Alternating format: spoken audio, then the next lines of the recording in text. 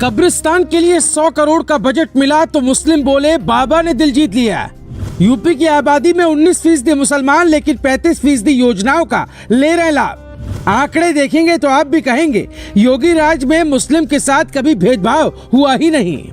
योगी सरकार ने ये कदम उठाया, इसका मैं तहे दिल से शुक्रगुजार हूँ कि उन्होंने मुस्लिम के बारे में, कब्रिस्तान के बारे में सोचा।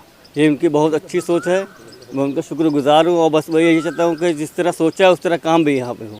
ये गद्दी नशीं मोहम्मद सलीम हैं, जो योगी सरकार के कामों से इतने खुश हैं कि प्रदेश के दूसरे मुसलमान इनसे नाराज भी हो सकते हैं।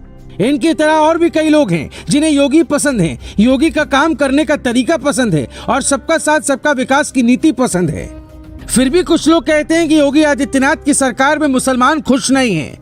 तो आज हम आपको वो वीडियो दिखाएंगे जिसे देखकर आप कहेंगे कि ये तो सिर्फ अफवाह है। सच्चाई तो ये है कि प्रदेश का हर विकास पसंद मुस्लिम योगी राज में इतना खुश है कि उसे दूसरी सरकार नहीं चाहिए। 100 करोड़ राशि जो है वो तो बहुत भारी है, बहुत अच्छी है।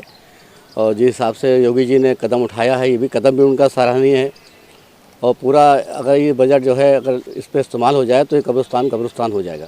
आपको याद होगा पीएम मोदी से लेकर सीएम योगी आदित्यनाथ तक ने चुनावी रैलियों में पूछा था कि सपा की सरकार सिर्फ कब्रिस्तान बनाने के लिए पैसा क्यों देती है। उस वक्त लोगों को लगा कि बाबा आए तो कब्रिस्तान के लिए पैसा मिलना बंद हो जाएगा।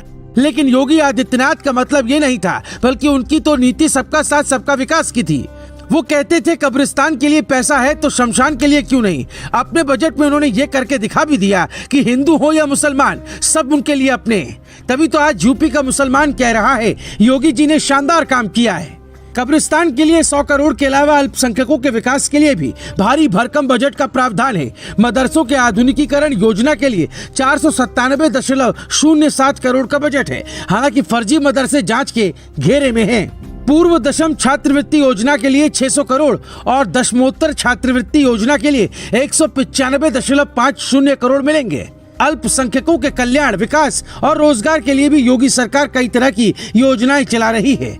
यूपी सरकार ने 45 लाख आवास दिए, 2.61 करोड़ शौचालय बनवाए और 15 करोड़ लोगों को राशन देती है। इन सभी सरकारी योजनाओं का लाभ 35% मुस्लिम ले रहे हैं, जबकि उनकी आबादी यूपी में 19% है।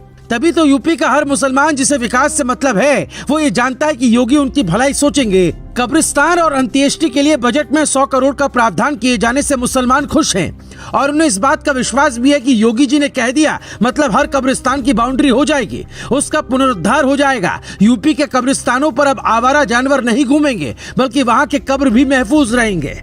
ये योजना अखिलेश सरकार में इसलिए शुरू की गई थी ताकि कब्रिस्तान की जमीन पर कोई अवैध कब्जा न कर सके, उसकी बाउंड्री करवा जा सके। अब योगी सरकार उस योजना को आगे बढ़ा रही है, क्योंकि अवैध कब्जे वालों पर योगी पहले से ही सख्त हैं। कब बुलडोजर चल जाएगा किसी को पता नहीं होता। सबसे पहले तो मैं धन्यवाद दूंगा योगी सरकार को, जिन्होंने कब्रिस्तानों के बारे में सोचा और कब्रिस्तानों के लिए एक फ़ंड को निर्धारित किया है। और इसके साथ ही मैं आशा ये भी करता हूँ कि जो फंड योगी जी ने निर्धारित किया है, क्योंकि जिस तरह से योगी जी सरकार चला रहे हैं, मुझे उम्मीद है कि जितना फंड उन्होंने निर्धारित किया है वो कब्रिस्तानों में लग भी जाएगा आने वाले समय में। हालांकि कुछ मुसलमान ऐसे भी हैं जिनके दिल में इस बात का डर है कि कहीं सपा सरकार वाला हाल ना हो जाए, क्योंकि सपा की सरकार में कब्रिस्तान को लेकर किस कदर घोटाले हुए सुनेंगे तो आप सोचेंगे ये कौन लोग हैं जो कब्रिस्तान का पैसा तक खा जाते थे। अब योगी आदित्यनाथ की सरकार आई है तो उसके जाँच के आदेश दे दिए गए हैं। सपा सरकार ने 5 साल में कब्रिस्तान के लिए 1200 करोड़ रुपए का बजट पास किया। ऐसी रिपोर्ट सामने आई कि इसमें सरकारी पैसों का बंदर बांट हुआ, बाउंड्री सही नहीं हुई। अखिलेश सरकार ने तब ज्यादातर काम एक ही एजेंसी से करवाए, इसकी भी जांच होगी। प्रदेश सरकार ने जिले को जितना पैसा दिया उतना काम नहीं हुआ, क्वालिटी खराब थी। कब्रिस्तान की बाउंड्री बाजार से ज्यादा रेट पर बनाई गई, ऐसे कई आरोपों की जाँच होगी। मतलब एक तरफ योगी सरकार कानून तोड़ने वाले फर्जी मदरसे हो या फिर कब्रिस्तान के नाम पर घोटाला करने वाले लोग, उन्हें जेल में डालने के लिए सख्त कार्रवाई के आदेश दे रही है, तो दूसरी तरफ प्रदेश का हर व्यक्ति चाहे वो हिंदू हो या मुसलमान सम्मान से जी सके, उसे रोजगार मिल सके और शमशान या कब्रिस्तान की लड़ाई से निकलकर प्रदेश विकास के पथ पर आगे बढ़ सके, इसका इंतजाम कर रही है। तभी तो लोग कहने लगे हैं कि बाबा ने तो हमारा दिल ही जीत लिया।